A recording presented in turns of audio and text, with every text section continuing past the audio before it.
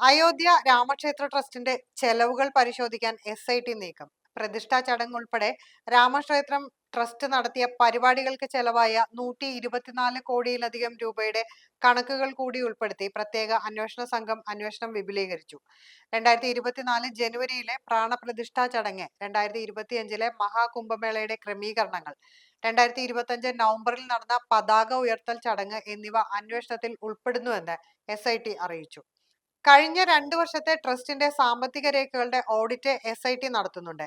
ട്രസ്റ്റിന്റെ നിർദ്ദിഷ്ട സാമ്പത്തിക നടപടിക്രമങ്ങൾക്കും അംഗീകാരങ്ങൾക്കും അനുസൃതമായി ഫണ്ട് വിനിയോഗിച്ചിട്ടുണ്ടോ എന്ന് പരിശോധിക്കാൻ ഓഡിറ്റ് റിപ്പോർട്ടുകൾ, പേയ്മെന്റ് വൗച്ചറുകൾ, ബില്ലുകൾ, ചാർട്ടേഡ് അക്കൗണ്ടന്റ് രേഖകൾ, ചെലവ് പ്രസ്താവനകൾ എന്നിവയും SIT പരിശോധിക്കും.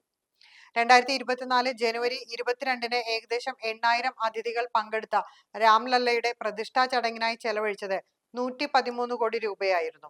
ഈ തുകയാണ് പരിശോധനയിലുള്ള ഏറ്റവും വലിയ ചെലവ്. SITക്ക് ലഭിച്ച ഓഡിറ്റ് രേഖകൾ പ്രകാരം ഷെഡുകൾക്കും മറ്റ് അടിസ്ഥാന സൗകര്യങ്ങൾക്കുമായി 35.97 കോടി രൂപയും, അക്ഷത് പൂജൻ പ്രചരണത്തിനായി 30.85 കോടി രൂപയും, പ്രചരണത്തിനും പരസ്യങ്ങൾക്കുമായി 21.77 കോടി രൂപയും, അലങ്കാരത്തിനും ലൈറ്റിംഗിനുമായി 14.62 കോടി രൂപയും ട്രസ്റ്റ് ചെലവഴിച്ചു.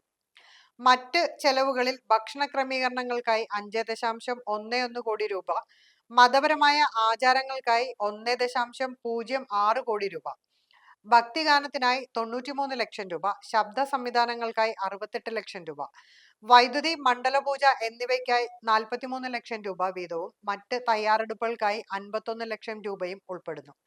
2025 ജനുവരി 11 മുതൽ 13 വരെ നടന്ന ആദ്യ പ്രതിഷ്ഠ ദ്വാദശി ആഘോഷങ്ങളുടെ ചെലവും SIT പരിശോധിക്കുന്നുണ്ട്. ആ ആഘോഷത്തിനിടെ ട്രസ്റ്റ് 83 ലക്ഷം രൂപ ചെലവഴിച്ചതായി റിപ്പോർട്ടിലുണ്ട്. ഇതിൽ ലൈറ്റിംഗിനും അലങ്കാരത്തിനുമായി മാത്രം 52 ലക്ഷം രൂപ ഉൾപ്പെടുന്നു. മഹാകുംഭമേളയിൽ ഭക്തർക്കുള്ള ക്രമീകരണങ്ങൾക്കായി ട്രസ്റ്റ് ചെലവഴിച്ച 43 ലക്ഷം രൂപയുടെ കണക്കും SIT പുനഃപരിശോധിച്ചു വരികയാണ്. 2025 നവംബർ 25-ന് നടന്ന രാമക്ഷേത്ര പതാക ഉയർത്തൽ ചടങ്ങാണ് അന്വേഷണത്തിന്റെ മറ്റൊരു പ്രധാന ശ്രദ്ധാകേന്ദ്രം.